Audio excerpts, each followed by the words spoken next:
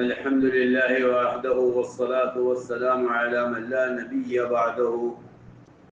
اللهم صل على سيدنا مولانا محمد وعلى آل سيدنا مولانا محمد كما صليت على إبراهيم وعلى آل إبراهيم إنك حميد مجيد.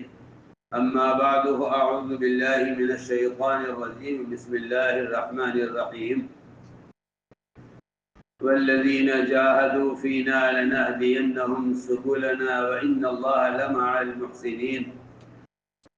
وقال الله سبحانه وتعالى: إنما يعمر مساجد الله من آمن بالله واليوم الآخر وأقام الصلاة وآتى الزكاة ولم يخش إلا الله فعسى أولئك أن يكونوا من المهتدين. وقال عليه الصلاة والسلام: لا يؤمن أحدكم حتى يكون هواه تبعا لما جئت به. وقال عليه الصلاة والسلام: من رأى منكم منكرا فليغيره بيده فإن لم يستطع فبلسانه فإن لم يستطع فبقلبه وذاك أضعف الإيمان، أو كما قال عليه الصلاة والسلام. میرے انتہائی محترم بزرگوں، دوستوں، عزیزوں، حضور اکرم صلی اللہ علیہ وسلم نے جس طرح اس امت کو عبادت کے طریقے دیے ہیں اور وہ عبادت کے طریقے قیامت تک بدلیں گے نہیں، ایسے ہی حضور اکرم صلی اللہ علیہ وسلم نے اس امت کو ہدایت کے حاصل کرنے کے متعین طریقے دیے تھے. وہ ہدایت کے طریقے بھی، ہدایت کے حاصل کرنے کے طریقے بھی قیامت تک بدلیں گے نہیں. اس بات پر غور کرنا چاہیے. جس طرح دین اللہ کا ضابطہ ہے، اس طرح دعوت الی اللہ، اس کا طریقہ کار بھی اللہ تعالیٰ کا ایک اٹل ضابطہ ہے. اس طرح دین اللہ کا ضابطہ ہے اور اس دین میں سارے احکام کے لیے طریقے متعین کر دیے گئے ہیں، اس میں تبدیلی ممکن نہیں. ایسے میں عرض کرنا چاہتا ہوں، جس طرح دین امانت ہے اس طرح دین کی محنت بھی امانت ہے. اللہ تعالیٰ نے محنت کے ساتھ ایک شرط لگائی ہے، وہ شرط لگائی ہے کہ اللہ تعالیٰ ہدایت ان کو دیں گے جن کی محنت سنت کے مطابق ہوگی. یہ بالکل یہ ایک واضح بات ہے. جس طرح عبادات میں مومن کے لیے گنجائش نہیں ہے کہ وہ اپنی عبادت کو سنت کے خلاف ادا کرے، اس طرح اس دعوت الی اللہ کے فریضے میں بھی اتباع سنت اتنا ہی لازم ہے جتنا عبادات میں سنت کا التزام لازم ہے. اس لیے سب سے بنیادی بات یہ ہے کہ اس دعوت کے فریضے میں اپنے آپ کو سنت کے تابع کرو. کی وجہ یہ ہے کہ جب رواج آتا ہے تو رواجی طریقوں میں سہولتیں نظر آتی ہیں. رواجی طریقوں میں سہولتیں نظر آتی ہیں. رواجی طریقوں میں سہولتیں نظر آتی ہیں. جب مصر فتح نہ ہو کے دیا تو عمر رضی اللہ تعالیٰ عنہ نے مصر کے طرف بھیجے جانے والے صحابہ کو خط لکھا اور خط میں صاف لکھا ہے کہ شاید تم نے اب کچھ نئے نئے کام شروع کر دیے ہیں جس کی وجہ سے مصر فتح نہیں ہو رہا ہے. آپ کو بات بہت دھیان سننی ہوگی. اور نے کچھ نہیں لکھا سوائے اس کے خط کے اندر یہ لکھا ہے. یہ ایسا معلوم ہوتا ہے کہ مصر کی فتح میں تاخیر کی وجہ یہ ہے کہ تم نے نئے نئے کام شروع کر دیے.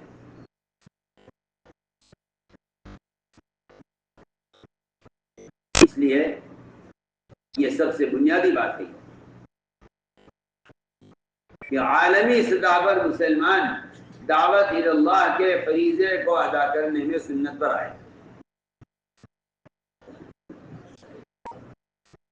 اس لیے ہم پہ تکلف کہتے ہیں اور ڈنکے کی چوٹ کہتے ہیں، اور بغیر کسی کی ملامت کی پرواہ کیے بغیر کہتے ہیں کہ دعوت کا فریضہ قلم سے، اخبار سے، رسائل سے، کتاب سے دعوت کا فریضہ ادا نہیں ہوگا۔ سچی بات ہے، دعوت کا فریضہ صرف بدن سے ادا ہو سکتا ہے، دعوت کا فریضہ صرف بدن سے ادا ہو، کوئی ذریعہ نہیں ہے جس سے آپ کے ذمے سے دعوت کا فریضہ ادا ہو جائے، اس کا کوئی ذریعہ نہیں سوائے بدن کے استعمال۔ یہ بالکل بات پکی ٹھکی بات ہے، اس لیے کہ حدیث یہ بتا رہی ہے، حدیث یہ بتلا رہی ہے کہ کسی منکر کو ختم کرنے کے لیے ہاتھ کا یا زبان کا یا دل کا استعمال ہوگا۔ یہ تین اسباب ہیں، یہ تین اسباب جہاد ہیں، اور یہ تین منکر کو روکنے ہیں، منکر کو ختم کرنے کے یہ تین درجے ہیں، جہاد کے بھی تین درجے ہیں، اور اسی طرح حدیث سے معلوم ہوتا ہے کہ ایمان کے بھی تین درجے ہیں، ایمان کے بھی تین درجے ہیں، ایمان کے بھی تین درجے ہیں۔ حضرت علی کا قول میں عرض کر رہا ہوں کہ جہاد کے بھی تین درجے ہیں، یعنی منکر کو ہوتا ہوا دیکھے تو اپنے ہاتھ سے یا زبان سے یا دل سے اس کو بدلے۔ جیسا کا محفوظ ہے، چھپا ہوا ہے کہ اگر دعوت کے فریضے کو ادا کرنے کے لیے قلم کا استعمال کیا گیا،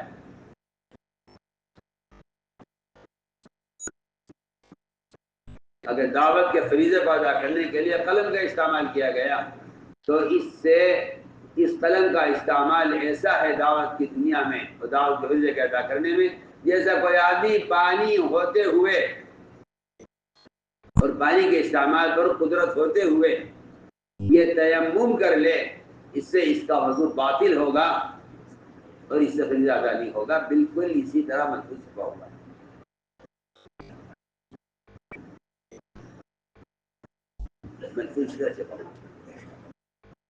یہ قلم سے، اخبار سے، رسائل سے دعوت کا فریضہ ادا نہیں ہوگا، اس لیے کہ حکم تبلیغ کا ہے، ترسیل کا نہیں۔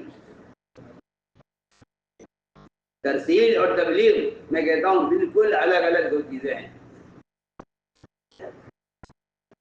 ترسیل اور تبلیغ الگ الگ چیزیں ہیں بالکل۔ ترسیل یہ ہے کہ آپ رسالہ لکھ کر پیغام بھیج دیں، اور تبلیغ یہ ہے کہ آپ بذات خود اپنے بدن کو استعمال کریں، ایک شخص تک دین کی بات کو خود لے کر جائیں۔ قرآن کی صاف آیت ہے ان لم تفعل فما بلغت رسالتہ، اگر آپ نے کام خود نہ کیا تو آپ نے تبلیغ کا فریضہ ادا نہیں کیا، ان لم تفعل فما بلغت رسالتہ۔ آپ صلی اللہ علیہ وسلم نے اپنی جان سے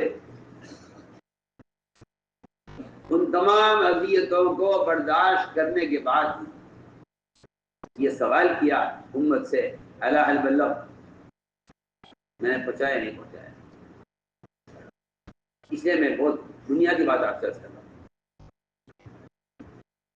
کہ سب سے پہلی بات یہ ہے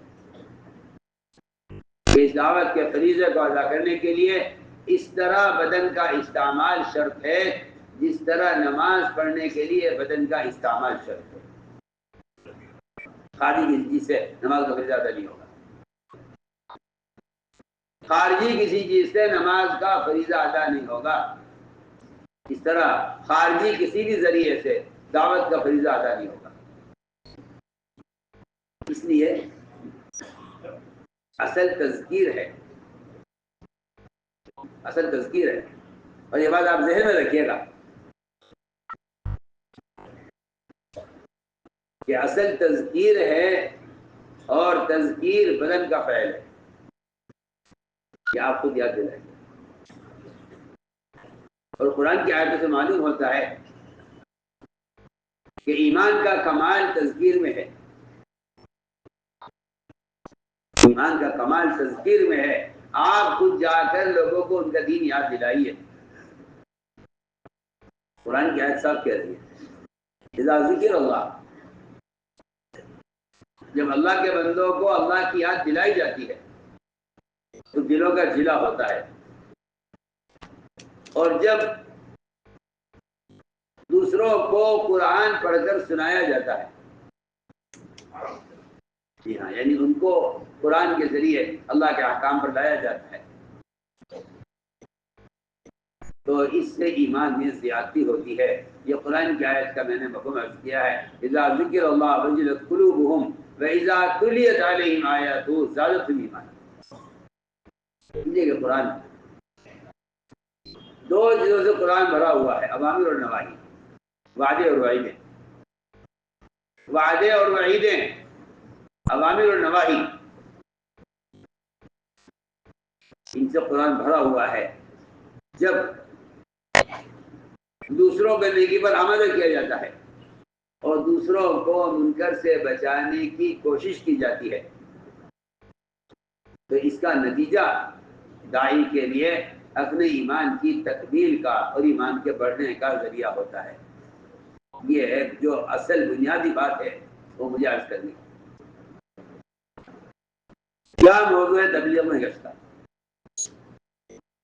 تبلیغ میں گشت کا موضوع کیا ہے؟ تبلیغ میں گشت کا موضوع اپنے ایمان کی تکمیل اور اپنے ایمان میں زیادتی پیدا کرنا، یہ تبلیغ میں گشت کا موضوع ہے۔ ایک تو بے تکلف آپ سے کہتا ہوں، سارے عالم سے کہتا ہوں کہ جو آدمی اس گشت کے ذریعے لوگوں کو نیکی پر آمادہ کرنے اور لوگوں کو منکر سے بچانے کی کوشش کو ہلکا سمجھتا ہے، وہ ایمان کے بڑھنے کے سبب کو ہلکا سمجھتا ہے۔ ہماری بات بے انتہا توجہ چاہتی ہے۔ کیا گشت کا موضوع ہے؟ گشت کا موضوع ایمان میں کمال پیدا کرنا گشت کا موضوع ہے۔ گشت کا موضوع ہے یہ، اپنے ایمان کی تکمیل گشت کا موضوع ہے۔ کیوں؟ کیا وجہ ہے؟ لیکن گشت کا جو اصل مقصد تھا، وہ گشت کا مقصد تھا کوشش کر کے منکر کے ماحول کو ختم کرنا اور اس کے مقابلے میں عمل کا ماحول قائم کرنا۔ اسی لیے امر بالمعروف و نہی عن المنکر، یہ دو ایسے فریضے ہیں، امر بالمعروف و نہی عن المنکر، یہ دو ایسے فریضے ہیں جس کو ادا کیے بغیر ایمان کی تکمیل نہیں ہوگی۔ آپ بات پہ توجہ دیں پوری۔ امر بالمعروف و نہی عن المنکر، یہ دو ایسے فریضے ہیں کہ ان کو آپ خود اپنی ذات سے ادا کیے بغیر ایمان کی تکمیل نہیں ہوگی۔ مولانا بدر عالم بحر رحمۃ اللہ علیہ نے لکھا ہے ترجمان السنہ میں، ایک شخص اتنی نماز پڑھتا ہے نفلیں کہ اس کی پیشانی سیاہ ہو جائے سجدوں، لمبے سجدے کرنے کی وجہ سے اور زیادہ سجدوں کی وجہ سے، اور روزے اتنا رکھتا ہے وہ پورے سال رمضان کے علاوہ کہ اس کے ہونٹوں پر خشکی جم جائے، اور وہ اپنے مال کی زکوٰۃ وقت پر پوری ادا کر دے۔ وہ لکھتے ہیں کہ اسلام میں ایمان کا معیار صرف یہ نہیں ہے،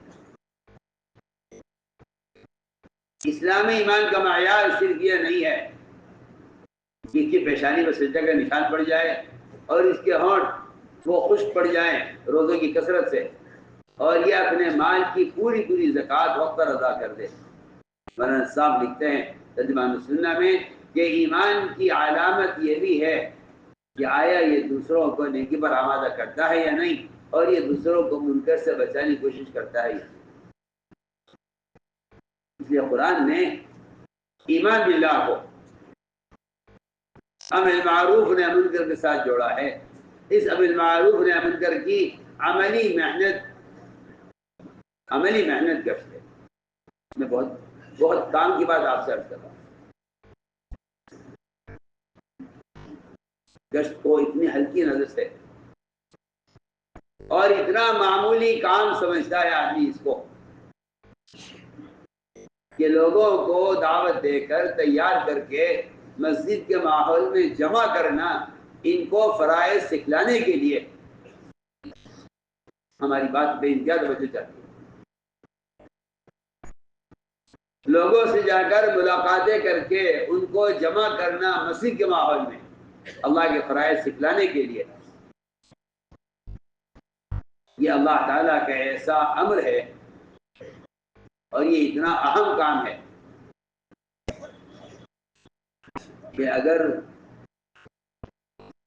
اس میں تاخیر کر دی جائے یا اس کام کو نعوذ باللہ چھوڑ دیا جائے تو روایتوں میں اس پر وعیدیں ملتی ہیں۔ اول تو قرآن نے صاف کہا ہے کہ اس سے بڑا ظالم ہو کون سکتا ہے جو مسجدوں کو ویران کرے۔ علماء نے لکھا ہے مسجد کو ویران کرنا کیا ہے؟ مسجد کو ویران کرنا یہ ہے کہ آپ اس کی آبادی کی محنت نہ کریں۔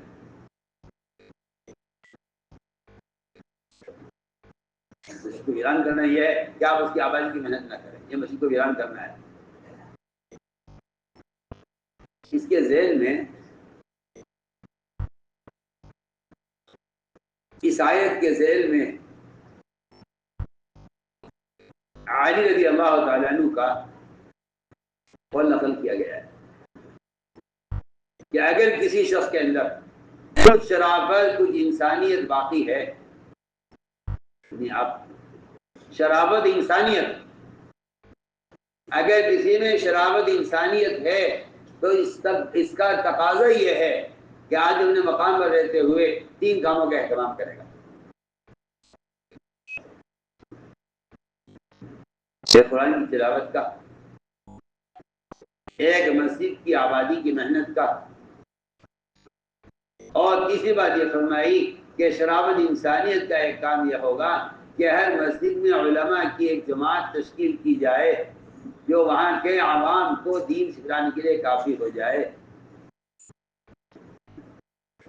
یہ 3 کام فرمایا دی اللہ تعالیٰ، شرافت انسانیت کے یہ 3 کام ایسے ہیں جنہیں آدمی اپنے مقام پر رہ کر کرے، قرآن کی تلاوت، مسجد کی آبادی کی محنت، اور تیسرا کام کہ ہر مسجد میں علماء کی ایک کسی جماعت تشکیل کی جائے جو وہاں کے عوام کو دین سکھانے کے لیے کافی ہو جائے۔ تو میں نے عرض کیا کہ ایک بنیادی بات عرض کرنا چاہتا ہوں کہ اس گشت کے کیا مقاصد ہیں؟ اس گشت کے کیا مقاصد ہیں؟ اس گشت کے کیا مقاصد ہیں؟ 3 بنیادی فریضے ہیں: ایمان، نماز اور علم۔ اور یہ 3 وہ بنیادی فریضے ہیں جو ہر مسلمان کے ذمہ فرض عین ہیں۔ ہم ان فرائض پر امت کو جمع کرنے کے لیے گشت کرتے ہیں۔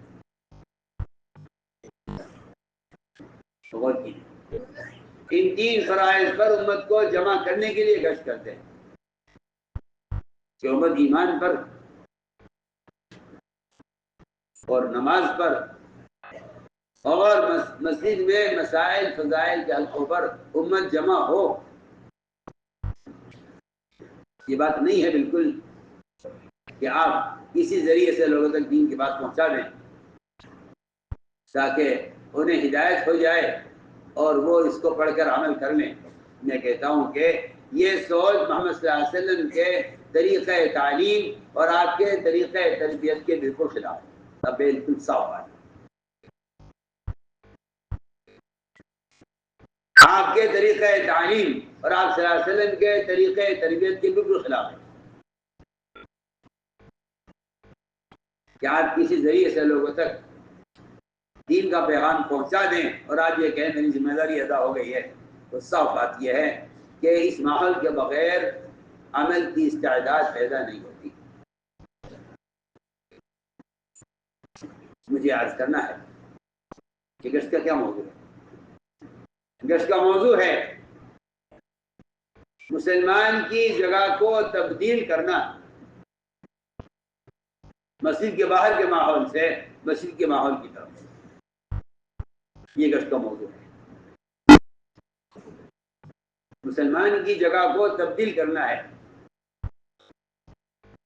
گناہوں کے بازاروں کے ماحول سے عمل کے ماحول کی طرف مسلمان کی جگہ کو تبدیل کرنا ہے۔ تغییر، کیونکہ منکر کو دیکھ کر تغییر کا حکم ہے کہ اس کو بدلا جائے، تو اس کو بدلنے کا ایک ہی راستہ ہے کہ منکر کرنے والی کی جگہ کو تبدیل کر دیا جائے۔ آپ خود جانتے ہیں، آپ کو اشکال ہوتا ہے کہ کیا ایسے ایمان بنے گا؟ آپ خود جانتے ہیں 99 بلکہ 100 قتل کرنے والے قاتل سے عالم نے یہ کہا تھا کہ اگر توبہ چاہتے ہو تو اپنی بستی چھوڑ دو، اپنی بستی چھوڑ دو۔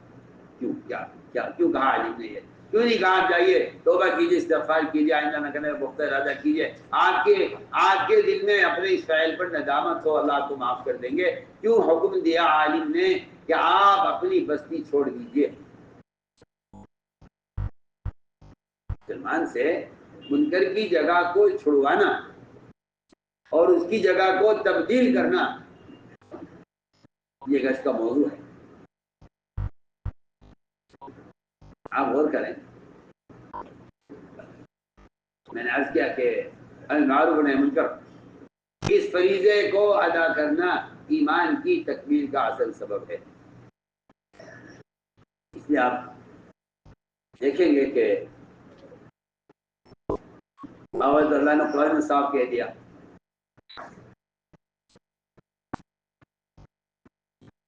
کہ مسجدوں کو آباد کرنے والے یہ ایمان والے ہی ہو سکتے ہیں، مشرکین کا یہ کام نہیں۔ گویا کہ ایسا معلوم ہوتا ہے قرآن کی آیتوں سے کہ مومن مشرک کے درمیان مسجد کو آباد کرنے کا فرق ہے۔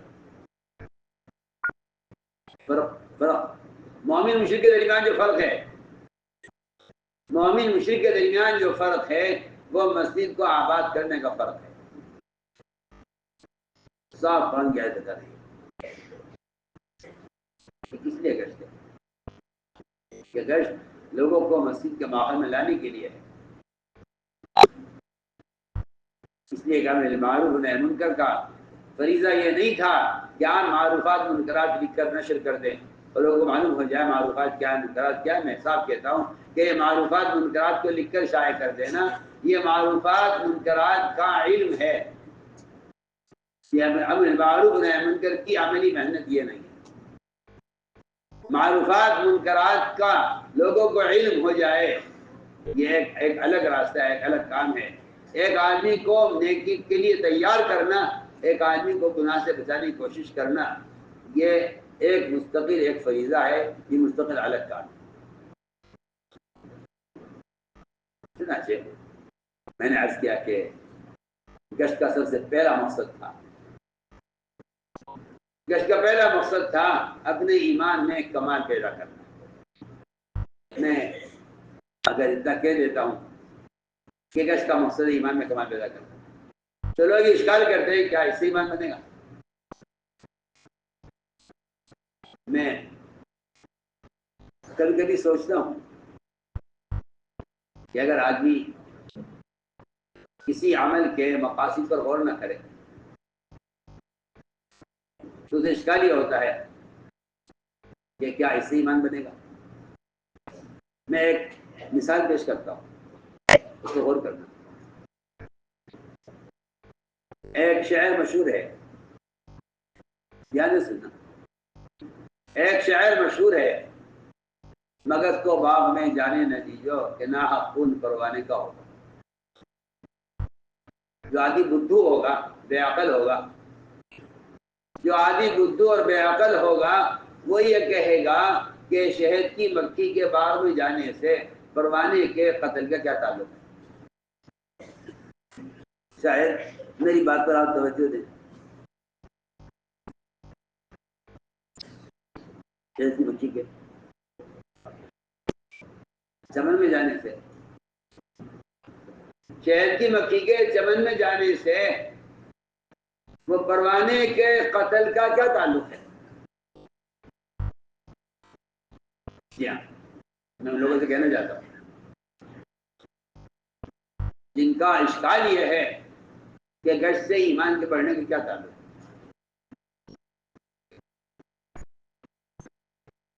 آپ غور کر لیں. شاید کہہ رہا ہے مگس کو باغ میں جانے نہ دیجو کہ نہ خون پروانے کا ہوگا. تو کوئی بیچارہ بدھو آدمی ہوگا وہ کہے گا کہ مگس کے باغ میں جانے سے پروانی کے قبضے کی کیا تعلق ہے.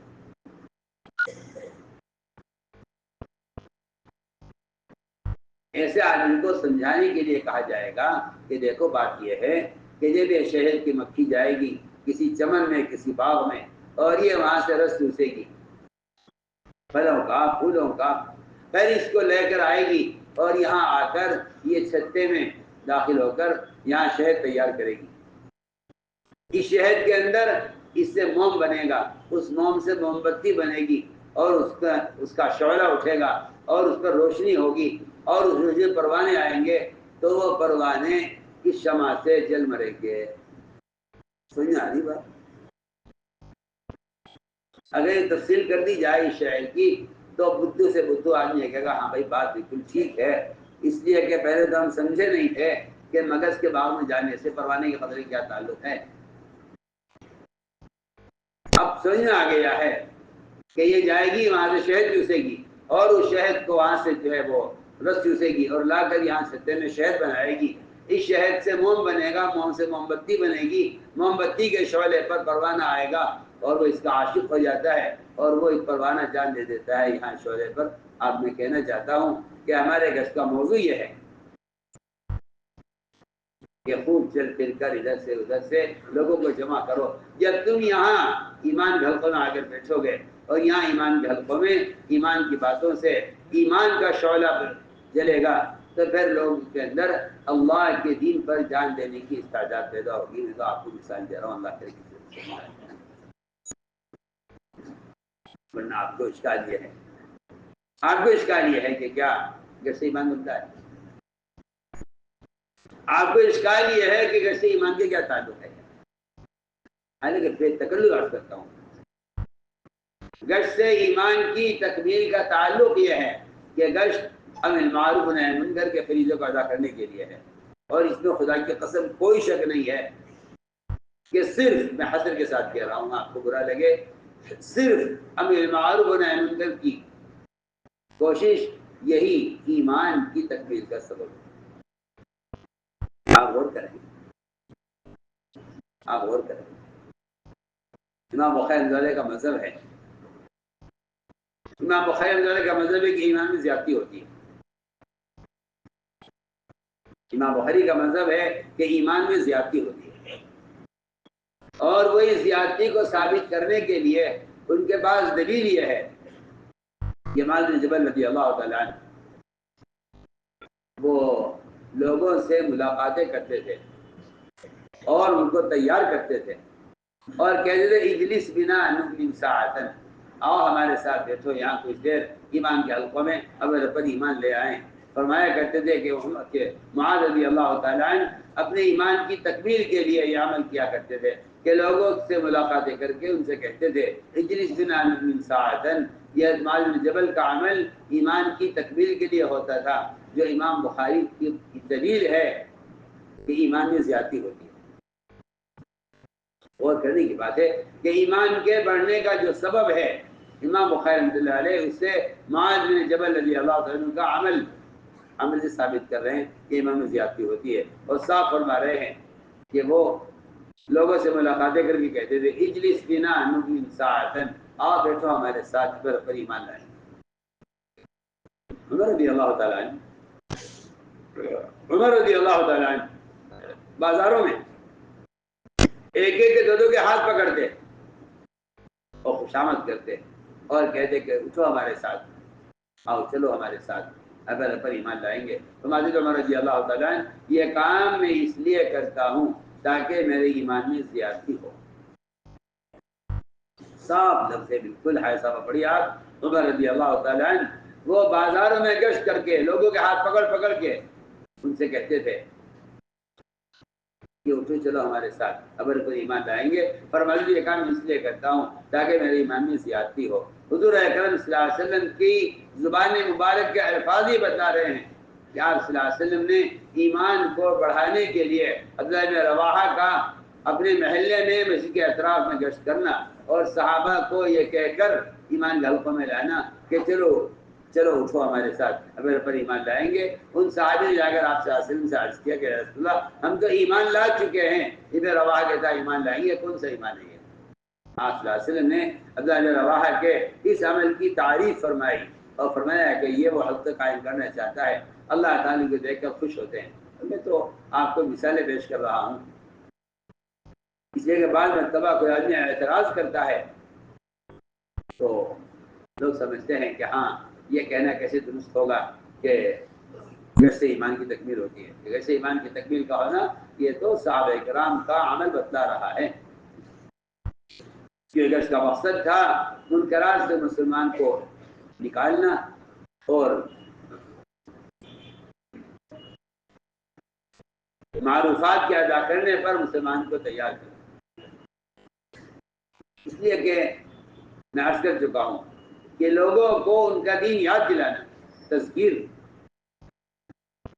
تذکیر میں ایمان کی زیادتی ہے. دیکھو میں کہہ رہا ہوں تذکیر میں ایمان کا بڑھنا ہے. فَإِذَا تُلِيَتْ عَلَيْهِمْ آيَاتُهُ زَادَتْهُمْ ایمانا. اس لیے ہم نے ایک بنیادی بات عرض کی کہ ہمارا تبلیغ میں کہ اس کا جو اصل مقصد تھا وہ ہر مسلمان کا اپنے ایمان کی تکمیل کے لیے صحابہ کرام کی طرح اس لیے دعوت اپنی ذات سے دعوت دینا ہر مسلمان کے ذمہ فرض عین ہے. اپنی ذات سے دعوت دینا ہر مسلمان کے ذمہ فرض عین. اور یہ بات ذہن میں رہے سب کے کہ دین کی بات کے سمجھانے اور سکھلانے کی جگہ وہ اصل مسجد ہے. وہ اصل مسجد ہے. دین کی بات کو سمجھانے اور سکھلانے کی اصل جگہ مسجد ہے.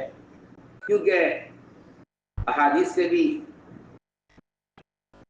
اور آپ صلی اللہ علیہ وسلم کے فعل سے اور آپ کے عمل سے بھی یہ بات واضح ہوتی ہے کہ اصل بات کے دل میں اترنے کی جگہ مسجد ہے. ایک نہیں سینکڑوں واقعات ان کفار کے ہیں جنہوں نے 30 مرتبہ قسمیں کھائی تھی کہ ہم آپ کی بات سنیں گے نہیں, آپ کی بات قبول کریں گے نہیں. لیکن روایتوں میں ملتا ہے کہ جب ایسے لوگ قرآن کے حلقوں میں داخل ہوئے اور ایسے لوگ مسجد میں داخل ہوئے تو اللہ تعالیٰ نے ان کی دلوں کا ایسا نرم کیا. حضرت احمد رضی اللہ تعالیٰ اپنے کانوں میں روئی ٹھوسے ہوئے تھے کہ آپ کی بات سے نفرت بھی تھی اور آپ کی بات کا خوف بھی تھا. کہتے ہیں میں نے جیسے ہی مسجد میں قدم رکھا اندر سے میرے دل نے کہا طفیل ان کی بات سننی چاہیے, ان کی بات سننی چاہیے. کہتے میں نے کانوں سے روئی نکالی اور آپ کی بات سنی اور میں نے آپ کی بات کو اسی وقت قبول کیا. اور میں نے یہی آپ سے عرض کیا کہ میں اپنی قوم کو جا کر دعوت دیتا ہوں. یہ مسجد میں آنے والا 80 خاندان, 80 افراد نہیں, 80 خاندان, 80 خاندانوں کو لے کر پہنچے خیبر کے موقع پر. یہ ان کی اکیلی کی ساری پورے علاقے کی محنت تھی. ایک اکیلا آدمی جو مسجد سے بات لے کر گیا ہے وہ 80 خاندانوں کو اسلام میں داخل کر کے اپنے ساتھ لے کر آیا ہے. تو یہ بات بالکل واضح ہے اور قرآن سے بھرے ہوئے ہیں کہ دین کی بات کے سمجھانے میں مسجد کا اللہ کی قسم کوئی متبادل نہیں ہے, کوئی متبادل نہیں ہے. اصل دلوں کو کھولنا ہے. کانوں میں دین کی بات ڈال دینا اس سے تبلیغ کا فریضہ ادا نہیں ہوتا. تو کہاں تک آپ سے عرض کروں, آپ کو اشکال اس لیے ہوتا ہے کہ قرآن حدیث پڑھتے نہیں ہیں، ہماری ایسا کے مسئلہ پہ غور کرتے نہیں ہیں، اعتراض سب سے پہلے کرنے کو تیار ہے۔ معترض آدمی اعتراض جب کرتا ہے جب رواجی طریقوں سے متاثر اور سنتوں سے بے خبر ہوتا ہے۔ میں آپ سے بہت اہم بات عرض کر رہا ہوں، معترض آدمی جب ہوتا ہے جب رواجی طریقوں کا عادی ہو جاتا ہے اور سنت طریقوں سے بے خبر ہوتا ہے، تو میں اس کی عقل تقاضا کرتی ہے کہ یہ کوئی ایک طریقہ نہیں ہے، ورنہ حقیقت میں عرض کر رہا ہوں کہ حضور اکرم صلی اللہ علیہ وسلم نے دلوں کو نرم کرنے کے لیے، اس حق بات کو دل میں اتارنے کے لیے آپ صلی اللہ علیہ وسلم نے یہ صاف فرما دیا کہ مسجد کے ماحول سے بڑھ کر اس کا کوئی متبادل نہیں، اور اس سے زیادہ دلوں کو نرم کرنے کا کوئی ذریعہ نہیں۔ نے فرائض سے انکار کیا، فرمایا مسجد میں رکھو، چور سے چوری ہو گئی، فرمایا مسجد میں رکھو، زنا ایک آدمی میں زنا کا تقاضا پیدا ہوا، مسجد بٹھا کر سمجھایا۔ ان سب کے دلوں میں کسی کے دل میں کفر سے نفرت پیدا ہو گئی، کسی کے دل میں چوری سے نفرت پیدا ہو گئی، کسی کے دل میں زنا سے نفرت پیدا ہو گئی۔ اس لیے میں نے عرض کیا کہ ہر مسلمان کو چاہیے، ہم تو عالم اسلام عرض کرتے ہیں، ہر مسلمان کو چاہیے کہ وہ یومیہ کچھ وقت اپنا مسجد کے لیے فارغ کرے، یہ تعلیم کے لیے، یہ تعلم کے لیے، یا کم سے کم تقاضا مسجد کا آ گیا ہے کہ لوگوں کو مسجد کے ماحول میں جمع کرنا یہ ایک ایسا بنیادی فریضہ ہے۔ اور میری بات آپ کو سمجھ آئے یا نہ آئے مگر مجھے کہنی ہے، لوگوں کو مسجد میں جمع کرنے کی کوشش، میرے الفاظ کو غور کرنا، لوگوں کو مسجد میں جمع کرنے کی کوشش یہ اللہ کا ایسا امر ہے کہ اس میں تاخیر ہونے پر مومن کو اللہ کے عذاب کے آنے سے ڈرنا چاہیے۔ سنیے تو صحیح میں کیا کہہ رہا ہوں،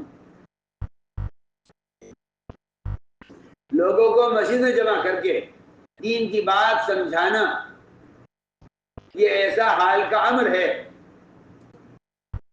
کہ اس میں تاخیر کرنے پر انکار تو بہت دور کی بات ہے، انکار تو مسلمان کر ہی نہیں سکتا، اس میں تاخیر کرنے پر مومن کو اللہ کے عذاب کے آنے سے ڈرنا چاہیے۔ صاف روایت ہے، ابن شریف کی روایت ہے، صاف ابن شریف کی روایت ہے، اللہ نے حکم دیا یحییٰ علیہ السلام کو کہ یحییٰ بنی اسرائیل کو مسجد اقصی میں جمع کرو۔ پہلی بات تو یہ آپ سمجھ لیجئے کہ یہ نہیں فرمایا کہ تم دین کی بات لکھ کر نشر کرا دو تاکہ لوگوں کو معلوم ہو جائے کہ فرائض کیا ہیں، فرمایا فرائض کی تعلیم دینے کے لیے ان کو مسجد میں جمع کرو۔ تو 5 باتیں تھیں، اللہ کے ساتھ کو شریک نہ کریں، نماز قائم کریں، اپنے مالوں کی زکوٰۃ دیں، رمضان کا روزہ رکھیں، اللہ کا ذکر کریں۔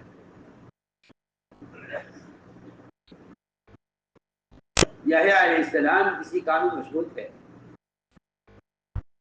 عیسیٰ علیہ السلام نے یاد دلایا کہ یحییٰ اللہ نے تمہیں اس بات کا حکم دیا ہے کہ بنی اسرائیل کو مسجد میں جمع کر کے یہ باتیں آپ ان کو سکھلائیں۔ اگر آپ مشغول ہیں تو یہ کام میں کر دیتا ہوں، یہ کام میں کر دیتا ہوں۔ یا عیسیٰ نے جواب دیا، عیسیٰ اگر یہ کام تم نے کیا میں نے نہ کیا تو اللہ مجھے زمین میں دھسائیں گے، اللہ مجھے عذاب دیں گے۔ میں سوچتا ہوں کبھی کبھی کہ اگر کسی کا خیال یہ ہے کہ یہ کام کرنا کوئی ایسا فرض کوئی واجب نہیں ہے، ایک نیک کام ہے تو کرنا چاہے تو کر لے، میں کہتا ہوں کسی مستحب کام کے نہ کرنے پر خص کی عذاب کی دھمکی کا کیا مطلب ہے؟ سوچیے آپ، اگر یہ کام کوئی ایسا لازمی نہیں تھا تو صرف تاخیر کے اندیشے پر، صرف تاخیر کے اندیشے پر کہ دیر نہ ہو جائے، عیسیٰ علیہ السلام اپنے آپ کو پیش کر رہے ہیں کہ ایک کام میں کر دیتا ہوں، متبادل۔ ایسا کہے کہ نہیں عیسیٰ اگر یہ کام تم نے کر دیا میں نے نہ کیا تو اللہ مجھے عذاب دیں گے اور اللہ مجھے زمین میں دھسا دیں گے۔ سوچیے آپ، ہم نے عرض کیا کہ کچھ حقیقت ہے جس پر غور کرنے کی ضرورت ہے، کچھ حقیقت ہے جس پر غور کرنے کی ضرورت ہے. اس لیے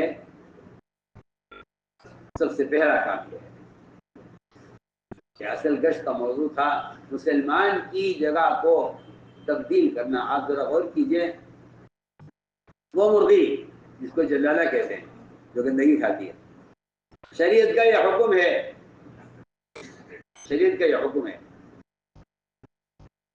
کہ اگر آپ اس کو استعمال کرنا چاہتے ہیں، مرغی کو جو گندگی کھاتی ہے تو اس کی عادی ہو گئی ہے، آپ اسے کچھ وقت کے لیے دربے بند کر دیجئے. شریعت نے کہا اگر بڑا جانور ہے تو 3 دن، اور اگر جانور چھوٹا ہے، مرغی وغیرہ ہے، تو اس کو 24 گھنٹے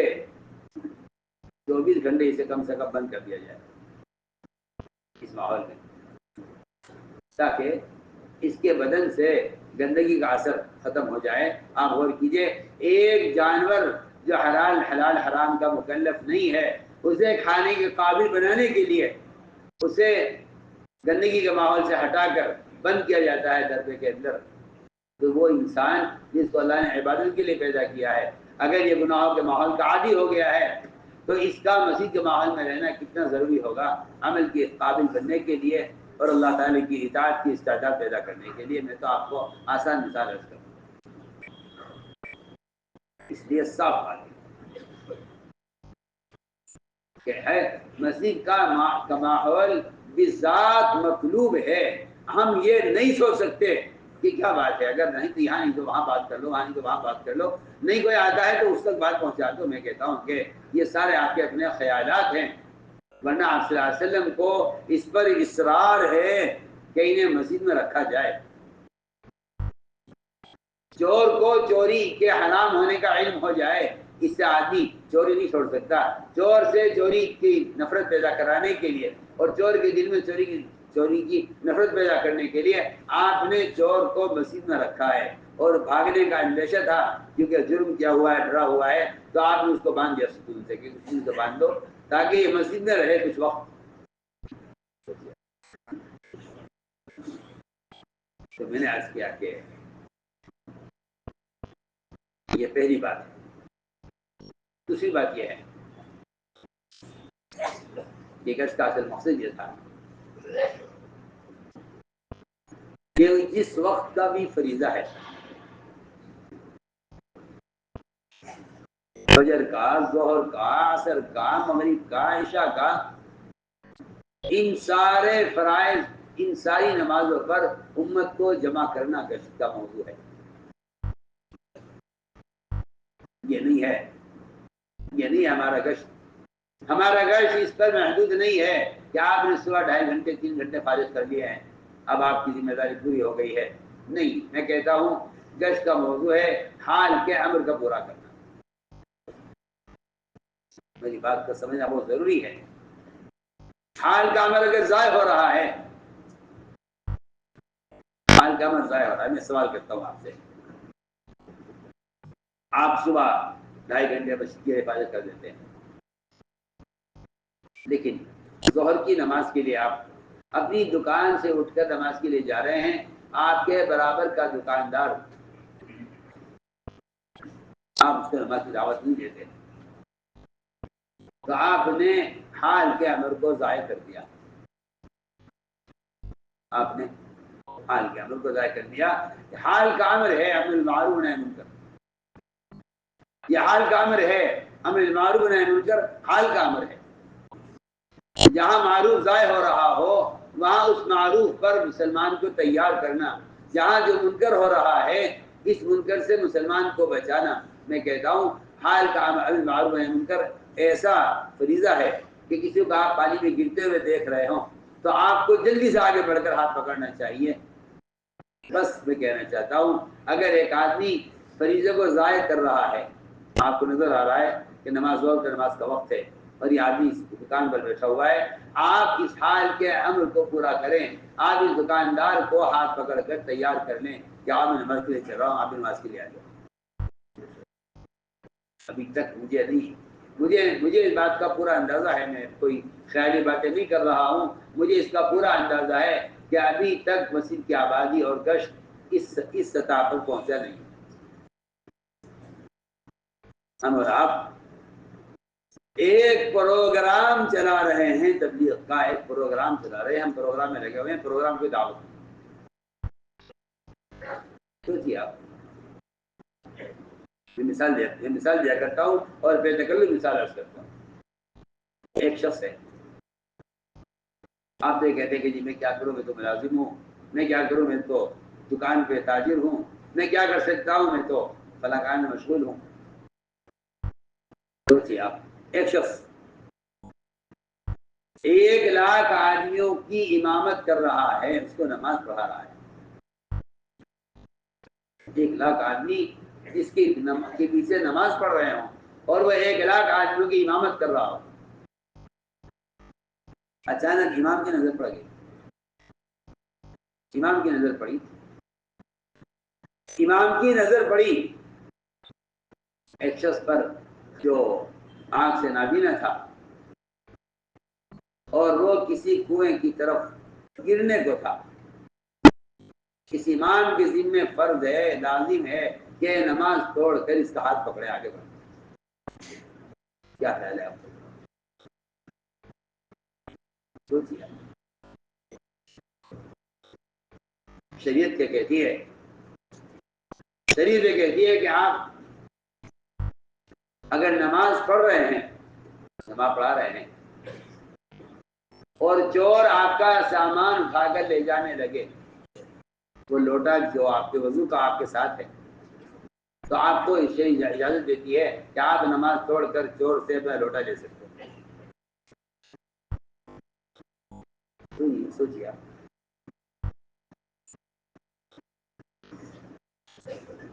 امام یہ 1,00,000 آدمیوں کی امامت کر رہا ہے، اگر یہ کہتا ہے کہ جی میں اس گرنے والے کو اگر روکتا ہوں تو ان کی نماز کا مسئلہ ہے۔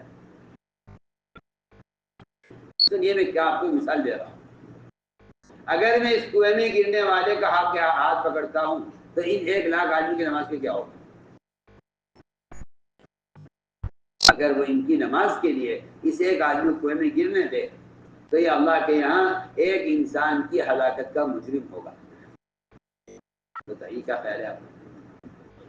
کہیں کوئی گنجائش نہیں ہے اس کی کہ وہ یہ کہہ دے کہ جی مرنا ہے اس کو مرنے دو، میں کیا کر سکتا ہوں، میں تو نماز پڑھا رہا ہوں۔ اللہ اکبر۔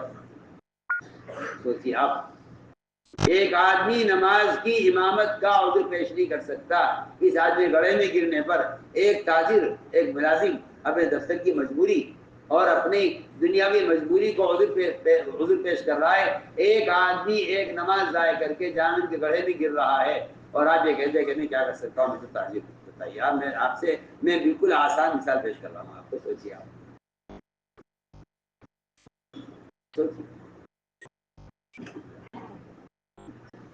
اس امام کے ذمے حال کا امر یہ نہیں ہے کہ آپ نماز پڑھا رہے ہیں، حال کا امر یہ ہے کہ آپ اس کنویں میں گرنے والے کا ہاتھ پکڑ لیں۔ میں آسان مثال عرض کر رہا ہوں، اس پر آپ سوچ لیجیے کہ ایک تاجر کی مشغولی، ایک ملازم کی مشغولی، اگر وہ آپ سے اس دعوت کے فریضے کو چھڑوا رہی ہے تو آپ اندازہ کر لیجیے۔ ہمارے ایسا کا صاحب مجھے چھپا ہوا ہے، فرماتے تھے گشت کا موضوع ایسا ہے جیسا بھڑک کی آگ میں سے عورتوں کو بچوں کو بچا کر نکالا جاتا ہے، یا اچانک آنے والے سیلاب سے ڈوبنے والوں کو ہاتھ پکڑ پکڑ کر نکالا جاتا ہے۔ ہم عرض کر رہے ہیں کہ اصل بات یہ تھی، حال کا امر یہ تو میں کیا کہوں آپ سے، ہمارے لیے اس تبلیغ کی دنیا میں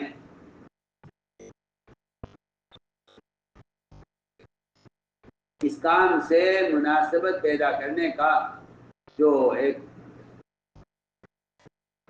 کیا کہنا چاہیے کہ ایک علی باتہ تھی جو سکھلائی گئی تھی، ہم نے اس کو کام کا انتہا سمجھ لیا ہے۔ کہ بھئی یہ اس طرح اتنا کر لیا جائے تو اس سے اپنی ذمہ داری پوری ہو جاتی ہے۔ حالانکہ میں عرض کر رہا ہوں کہ حال کا امر، کسی کو منکر کرتے ہوا دیکھ رہے ہوں، کسی کو نماز ضائع کرتے ہوا دیکھ رہے ہوں، حال کا امر یہ ہے کہ آپ اس کو فوراً اس منکر سے بچانے کی کوشش کریں۔ جس طرح کسی آدمی کو آپ ڈوبتا ہوا دیکھ رہے ہیں تو آپ نہیں کہہ سکتے کہ میں تو صبح یہ کام کر چکا ہوں، یہ اگر ڈوب رہا ہے تو ڈوبنے دو، وہ تو حال کا امر آپ کو آمادہ کرے گا آگے بڑھ اس کا ہاتھ پکڑنے دو۔ ہم نے اس لیے عرض کیا ہے کہ گشت کا مقصد اصل یہ تھا۔ تو میرے دوستوں، دوسرا فریضہ نماز کا ہے۔ ایک مسلمان سے نماز ادا کروانا، ایک مسلمان سے نماز ادا کروانا یہ گشت کا موضوع ہے۔ ایک مسلمان سے نماز ادا کروانا گشت کا موضوع ہے۔ ایک مسلمان سے نماز ادا کروانا گشت کا موضوع ہے۔ میں آج کل چکا ہوں علم، ایمان اور نماز، یہ تین فریضے بنیادی ہیں۔ ان تین فرائض پر امت کو لانا، اس کے لیے گشت ہے۔ یہ تین فرائض بتلا دینے کے لیے گشت نہیں ہے۔ ان تین فرائض پر امت کو لانا عملی طور پر یہ گشت کا موضوع ہے۔ اس لیے ایک بات یہ تھی کہ لوگوں کو سے نماز کا فریضہ ادا کروانے کے لیے، اور دوسری بات یہ ہے کہ اس راستے میں نکلنے کی غرض یہ بھی ہے کہ آدمی ان تمام اسباب سے پوری طرح منقطع ہو جائے جو اسباب فرائض میں اور نوافل میں غفلت سستی پیدا کرتے ہیں۔ کچھ وقت کے لیے ہر فرد کو چاہیے، کچھ وقت کے لیے وہ اپنے ان اسباب سے پوری طرح منقطع ہو جائے جن اسباب کی مشغولی کی وجہ سے فرائض میں غفلت اور نوافل میں سستی پیدا ہو جاتی ہے۔ عمر رضی اللہ تعالیٰ عنہ صحابہ کو یہ کہہ کر اللہ کے راستے میں نکالا کرتے تھے کہ تم اس لیے بھیج رہا ہوں تاکہ تمہاری نمازوں میں کمال پیدا ہو جائے۔ آپ غور کریں آخر صحابہ کی نماز میں کیا کمی ہوگی، اور عمر رضی اللہ تعالیٰ عنہ ان کو یہ کہہ کر نکالا کرتے تھے کہ اس لیے تمہیں نکالتا ہوں مدینے سے باہر کہ تاکہ تمہاری نماز میں کمال پیدا ہو جائے۔ خروج کا جو اصل مقصد تھا، کیونکہ دعوت دائی کے لیے بطور ترکیز ہے، دوسرے کے لیے بطور تذکیر ہے، اور تذکیر کا نفع بھی اپنے لیے ہے، اپنے بطور ترکیز ہے کہ اپنی عبادات میں کمال پیدا کرنے کے لیے اپنے آپ کو ان اسباب کی دنیا سے نکال لو کچھ وقت کے لیے جن اسباب کی مشغولی کی وجہ سے نمازوں میں غفلت اور نمازوں میں سستی پیدا ہوتی ہے، بلکہ میں تو کہتا ہوں کہ نوافل کی عادت ہی ختم ہو جاتی ہے لوگوں میں، جو لوگ اپنے دنیاوی کاموں کے اندر مشغول رہتے ہیں۔ کچھ وقت کے لیے اس ماحول سے نکلنا ضروری ہے، کچھ وقت کے لیے اس ماحول سے نکلنا ضروری ہے اپنی عبادات میں کمال پیدا کرنے کے لیے۔ اس لیے نمازوں میں خشوع اور لمبا قیام اور رات کی تہجد، اس کا اپنے آپ کو عادی بنانے کے لیے اپنی دنیاوی مشاغل کے ماحول سے نکلنا چاہیے۔ حضور اکرم صلی اللہ علیہ وسلم کی فجر کی نماز قضا ہو گئی، سفر میں تھے، آپ بھی سوئے، ساروں بھی سوتے رہ گئے، جبکہ بلال رضی اللہ تعالیٰ عنہ لیٹے نہیں اس خوف سے کہ اگر سو گیا تو ایسا نہ ہو کہ اذان میں تاخیر ہو جائے یا نماز قضا ہو جائے۔ بلال سے آئے نے بار بار کہا میں جگاؤں گا، میں جگاؤں گا، میں جاگ رہا ہوں، میں آپ کو جگاؤں گا، اللہ نے بلال کو بھی سلایا. مقصد یہ بھی تھا کہ اگر نماز قضا ہو جائے تو اسے کیسے ادا کرنا ہے، اس کی تعلیم دینے کے لیے نماز قضا کروائی. جب سورج نکل آیا، روشنی ہو گئی، نماز قضا ہو گئی، تو آج شاہی نے فرمایا کہ فجر کی نماز یہاں نہیں پڑھیں گے، آگے چل کے پڑھیں گے. فجر کی نماز آگے چل کے پڑھیں گے، یہاں نہیں پڑھیں گے. امام شافعی فرماتے ہیں کہ یہاں نماز کے نہ پڑھنے کی وجہ یہ ہے کہ اس وادی میں شیاطین کا اثر ہے. میں آپ سے بہت ہی بنیادی بات کر رہا ہوں. اس وادی میں شیاطین کا اثر تھا. یہ علت بیان کرے امام شافعی رحمۃ اللہ علیہ، کیا ہونا ہے کہ یہاں نماز نہیں پڑھیں گے، یہاں سے ہٹنا چاہیے، یہاں شیاطین کا اثر ہے. سوچیے آپ، صحابہ آپ کے ساتھ ہیں، آپ اس وادی سے بڑھ کر آگے بڑھ کر نماز ادا کر رہے ہیں. امام شافعی فرماتے ہیں علت یہ ہے کہ یہاں شیاطین کا اثر ہے. سوچیے آپ، ہم مثال سے بحث کیا کرتا ہوں کہ جو لوگ صاف ستھرے ماحول میں رہتے ہیں، جو لوگ صاف ستھرے ماحول میں رہتے ہیں، ان کا کوڑی کے پاس سے گزرنا مشکل ہو جاتا ہے. اگر کوئی سڑک کا مین ہول کھل جائے اور کوئی گندے پانی کا پائپ پھٹ جائے یا کسی جگہ گندگی ڈالی جاتی ہو، وہاں سے ایسے آدمی کا گزرنا مشکل ہو جاتا ہے. وہ ناک پکڑ کر سانس روک کر گزرتا ہے وہاں سے کہ اس سے بدبو برداشت نہیں ہو رہی. آپ بھنگیوں سے پوچھیے جو گندگی اٹھاتے ہیں، کیا تمہیں بدبو محسوس ہو رہی ہے؟ میں آپ کو مثال دے رہا ہوں. ان بھنگیوں سے پوچھیے جو گندگی میں رہتے ہیں، کیا ان کو بدبو محسوس ہو رہی ہے؟ وجہ کیا ہے؟ وجہ یہ ہے کہ اس ماحول میں رہتے رہتے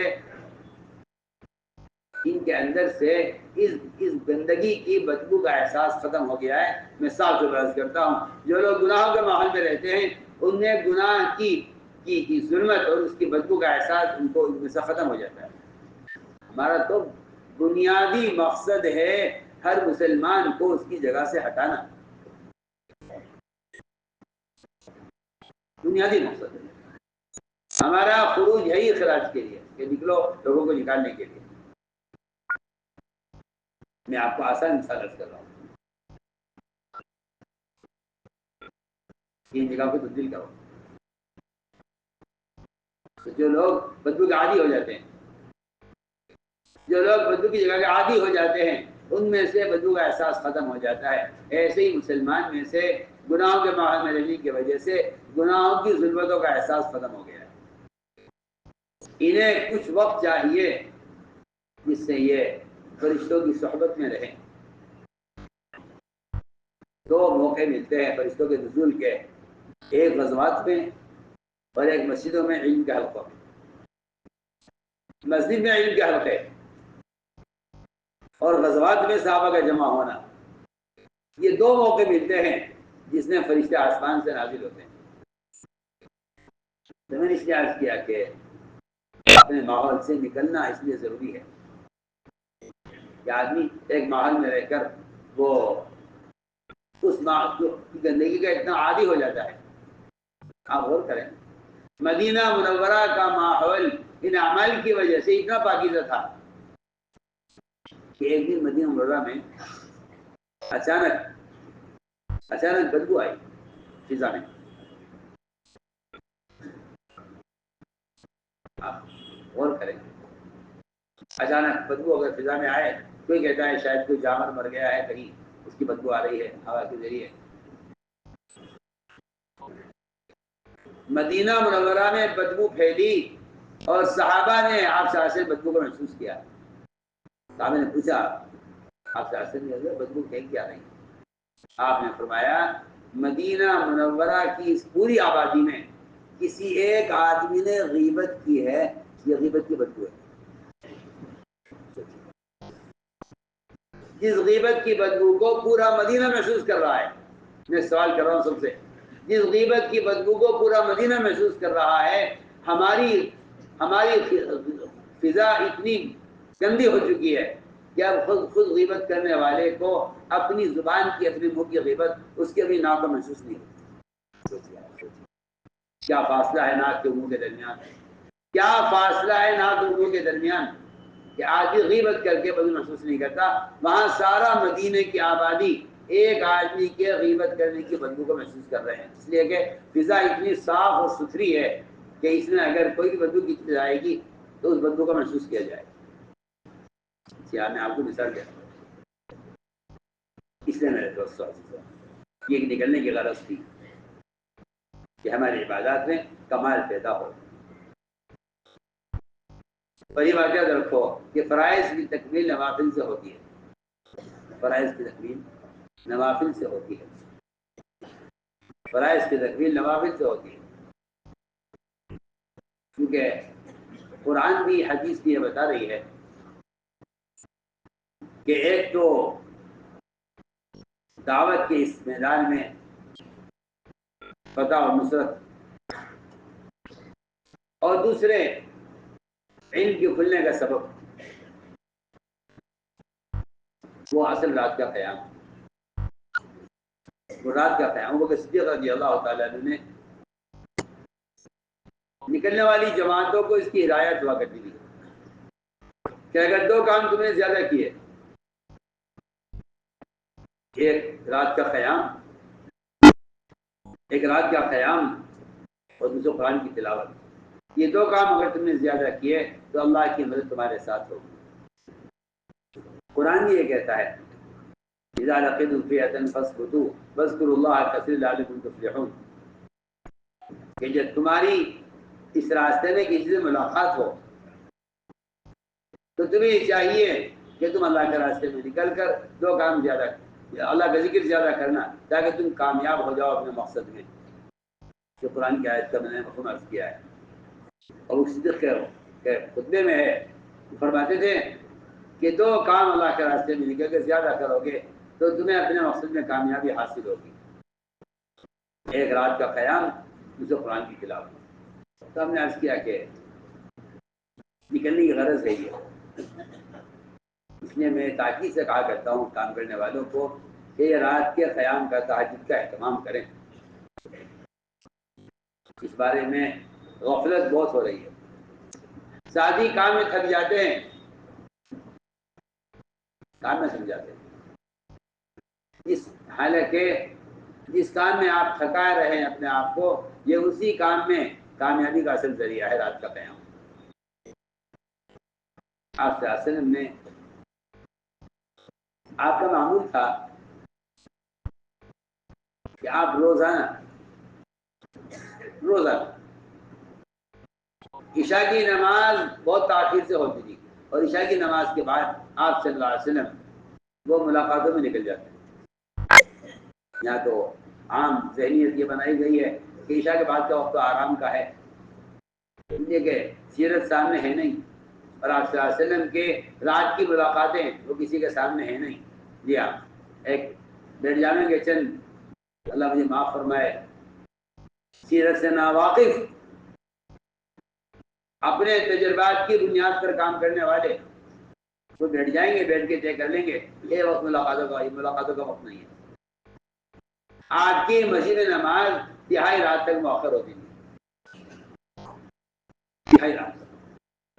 اگر کہا کہ رسول نماز پڑھا دیجیے عشاء کی، عورتیں بچے جو نماز کے لیے آئے تھے مسجد میں سب لیٹ کر سو گئے ہیں، آپ عشاء پڑھا دیجیے، داخل۔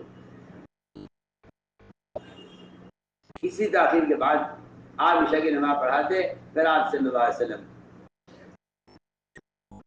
انصار کے محلے میں جاتے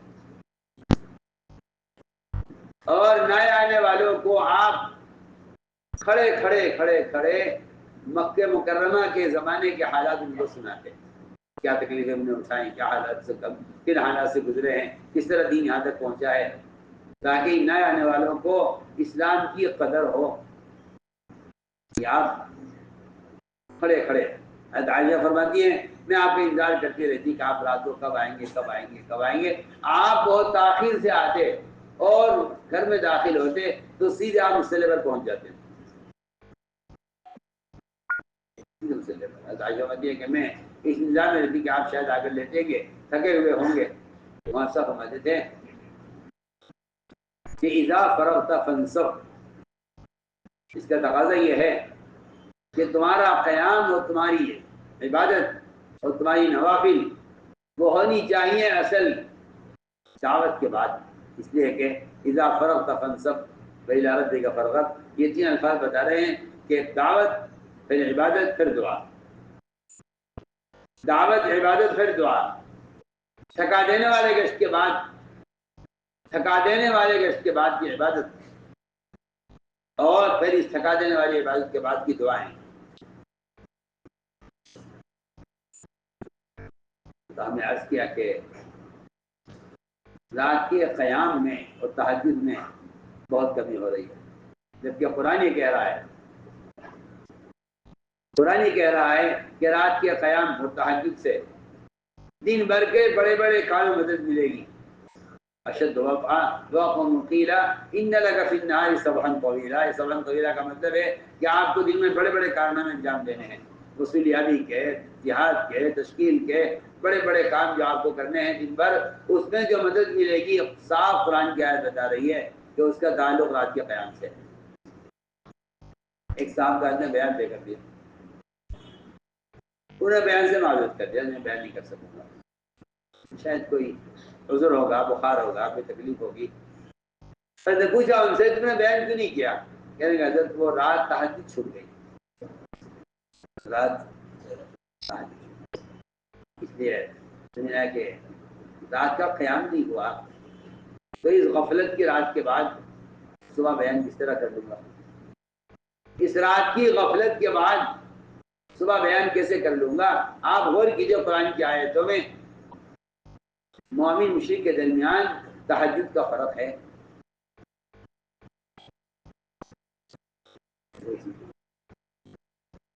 مومن مشرک کے درمیان تہجد کا فرق ہے. آپ پڑھیے قرآن. مومن مشرک کے درمیان تہجد کا فرق آپ غور کیجئے. قل تمتع بالدنيا قليلا انك من اصحاب النار امن وقانت آناء الليل ساجدا وقائما يحذر الاخره ويرجو رحمة ربه. آپ اس آیت کو غور کر لیجئے. پہلے کافر کے بارے میں کہا ہے کہ یہ تو کھائے گا، سوئے گا اور دنیا کی زندگی سے مزے اڑا لے گا، یہ تو کافر کی پہچان ہے. اور مومن کہ مومن تو وہ ہے کہ اس کا پہلو بستر سے دور رہتا ہے. جی ہاں، اس کی رات گزرتی ہے قیام میں، رکوع میں اور سجدے میں اور رونے میں، اس کی رات اس میں گزرتی ہے. خود عبداللہ بن رواحہ رضی اللہ تعالیٰ عنہ وہ بھی یہ بیان کر رہے ہیں کہ کافروں کا تو یہ تو صفت یہ ہے کہ ان کے جسموں سے ان کے بستر بوجھل رہیں گے صبح تک.